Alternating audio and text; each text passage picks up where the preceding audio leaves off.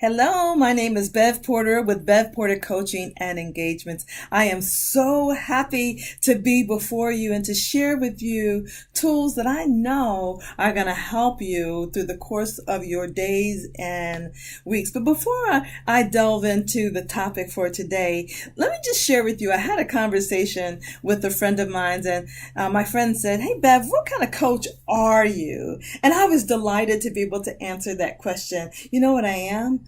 I am a behavior coach that is divinely equipped to help you move towards your greatness. A behavior coach that helps you to get unstuck. Sometimes we're so stuck that we don't know how to move forward. We know that there is something inside of us, but we don't know how to get it out. And so you need an accountability partner. That's who I am. You need someone to help you to get unstuck. And so for me, as a behavior coach, I find nothing more pleasurable than to be able to work with you so that you are able to move towards your greatness. So that's what I am. I hope that was helpful for you. So listen, we're going to talk about the connection between stress and metabolism. And so that sounds like a great topic, doesn't it? And so let's talk about first the autonomic nervous system, which is responsible for your digestive activity. And there's actually two branches of the autonomic nervous system. The first is the parasympathetic, and the second is the sympathetic. Parasympathetic and sympathetic, right? And so let's do the parasympathetic first. The parasympathetic is responsible for digestive activity. And there's something that is important for you to know. It is the optimal state for digestion. You know why? Because this is the state when you are relaxed. When the parasympathetic is activated, also good news, our metabolism goes up. That's really great news.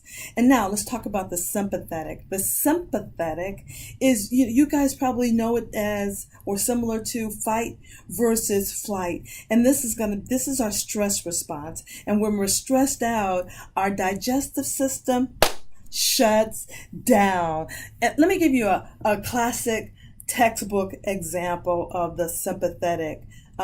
So when you are eating your lunch, and a lion comes to attack you right after you finish eating your sandwich, right? And so you're not going to be worried about digesting that sandwich. No, you're not. You're going to be more concerned about moving to safety. And so the sympathetic nervous system would act effectively to shut down your digestion and to direct that blood flow to your arms and to your legs, and to to move the blood flow up to your brain so you can respond very, very quickly. You got to get out of danger, right? You're not worried about digesting that sandwich. And this is actually a brilliant mechanism that's in place so that we can survive. This is our survival mechanism, and it's just brilliant. And so while, you know what, most of us are not going to have a lion chasing us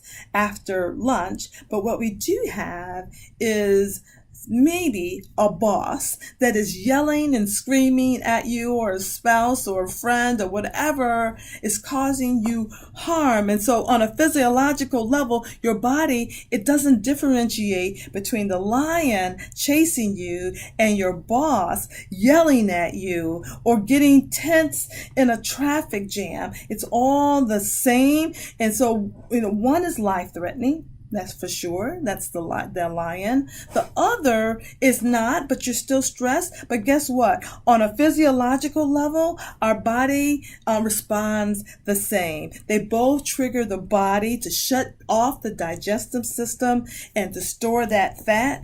And this it decreases your metabolism. Remember, the parasympathetic increases your metabolism. The sympathetic decreases your metabolism. Something else that's important, let's talk about the hormone cortisol. Some of you have heard of cortisol. And this hormone is released when we are stressed. And studies have shown that an increased cortisol in the system leads to fat accumulation. And guess where it accumulates? You guessed it, right here in your belly. not good. And so have you ever seen a person whose arms are skinny, their legs are skinny, but they have more fat right around in the midsection? In some cases, not all cases, it could be an indicator that this person is experiencing some stress.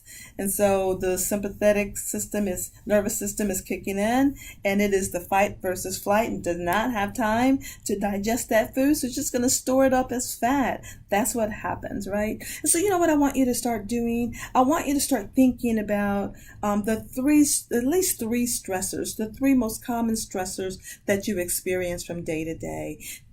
Pay attention now about how those stressors affect your mind and your body and your soul. And then I want you to think about the three most common ways you relax, and think about how that affects your mind and your body and your soul, right? And so, the number one way to stop producing cortisol, you know what the answer is? Number one way to stop producing the cortisol is to relax. That's it. It's not complicated. Never is. Relax. And so if you're one of those people who eat your breakfast and inhale your breakfast in 5 minutes, how about you take 10?